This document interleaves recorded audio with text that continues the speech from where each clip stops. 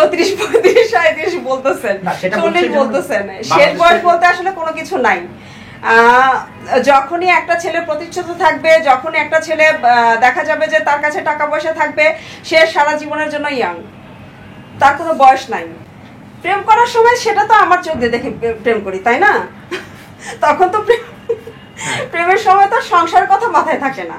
আর হচ্ছে বিয়ে করার সময় তখন তো আমার চিন্তা করতে হবে যে না, আমার তো সংসার চালাইতে হবে, আমার পরবর্তী টাইমে দেখা যাবে যে আমার বাচ্চা কাচ্চা হবে, তাদের একটা ভবিষ্যৎ থাকবে, আমার নিজের একটা ভবিষ্যৎ থাকবে। তো সো আমি অবশ্যই একটা বেকার ছেলের কাছে বিয়ে করব না। বললেন একটা ছেলে 35 বা 37, 36 বছর বয়সে বিয়ে করা উচিত। আসলে আমরা তো জানি ছেলেদের যৌবন 40-এর পরে ধীরে ধীরে নিস্তেজ হতে থাকে, ডাউন হতে থাকে। তাহলে শেষ বয়সে বিয়ে করে স্ত্রীকে কি দিবে, আর সেই সংসার স্ত্রী কেন করবে?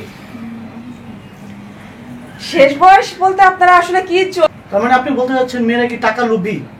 না, কেন টাকা লোভী হবে? আমি আরেকটা প্রশ্ন করতে চাই, সেটা হচ্ছে মেয়েরা যখন প্রেম করে কচি কচি ছেলেদের কাছে প্রেম করে, যখন বিয়ে করে টাকাওয়ালা বুড়া কাকুদের বিয়ে করে, এটা কেন হচ্ছে? তাহলে প্রেম করার সময় আপনি প্রেম করতেছেন কচি কচি ছেলে দেখে, সুন্দর দেখে, আর বিয়ে করার সময় টাকাওয়ালা কাকুকে কেন বিয়ে করছেন? নাকি এইটা চিন্তা করে আপনি যে কাকু তো 2 দিন পর মরে যাবে, আমি আরেকটা ছেলেকে বিয়ে করে নিব, এই টাকা পয়সা আমার হবে? কোনটা? না, আজ পর্যন্ত সেটা চিন্তা করি নাই। তবে আপনারা যেরকম কোশ্চেন করছেন, হ্যাঁ বলেন তাতে করে আসলে ভবিষ্যতে কি হবে আমি আসলে বুঝতে পারছি না।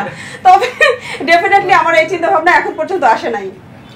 আপনি ধরেন যেহেতু অনেক গ্যাপে বিয়ে করেছেন, হ্যাঁ, তো আমাদের যে ভাইয়া মানে আপনার হাজবেন্ডকে আপনি আসলে কি বলেন এটা? ওগো, হ্যাঁ গো, আমার মেয়ের নাম হচ্ছে রোদসী। তো আমি ওকে দেখা হচ্ছে মানে প্রথমটা কিভাবে ডাকতেন?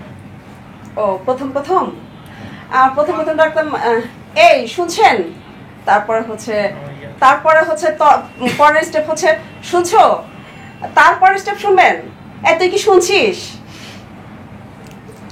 এই তো। তাহলে কি এখন আপনার হাজবেন্ডকে এই তুই কি শুনছিস এইভাবে ডাকেন?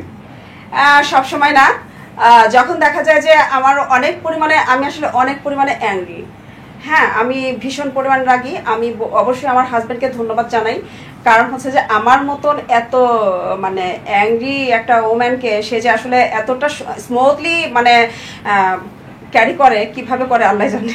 আমরা এটা জিজ্ঞেস করবো ভাইকে, আপনি কিভাবে চেতেন? একটু এখন চেতে যান তো, আপনি তো খালি হাসতেছেন, এত হাসি কেন আজকে?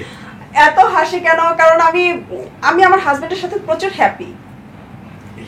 ঠিক আছে, সবকিছু বুঝলাম। তার এই যে একটু আগে যে বাসটা দিলেন আপনার হাজবেন্ডকে, এখন আপনি বলতেছেন আমাদের সামনে অনেক হ্যাপি।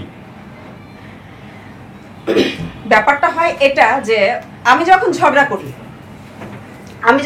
করি আমি একাই বলে যাই, ও কখনো কিছু বলে না, আর ওইটাতে আমার বেশি রাগ লেগে যায়। আমি এত কিছু বলতেছি, তুমি কেন একটা কথাও বলতেছো না? আমি মানে ওর জাত গোষ্ঠী 14 গোষ্ঠী তুলে আমি কথা বলতেছি, কিন্তু ও ডেফিনেটলি দেখা যায় যে একটা কথা বলতেছে না, বরং দেখা যায় যে বলতেছে যে এখন শুয়ে পড়ো, সকালবেলা উঠে আমরা কথা বলবো। তার মানে আপনাকে ভয় পায়? জানি না, ভয় পায়, ভয় থেকে না, ভালোবাসা থেকে। আপনার পরের জেনারেশনেরা স্বামীকে বাবু, সোনা, ময়না, টুনটুনি অনেক কিছু বলে ডাকে, এগুলো কি আপনি কি কখনো দেখেছেন? হ্যাঁ, আমি আমার হাজবেন্ডকে সবসময় তো বাবু বলি। যখন টাকা নেন তখন কি বলেন বাবু? না সবসময় না, টাকা নেওয়ার সময় আমি বাবু বলি না।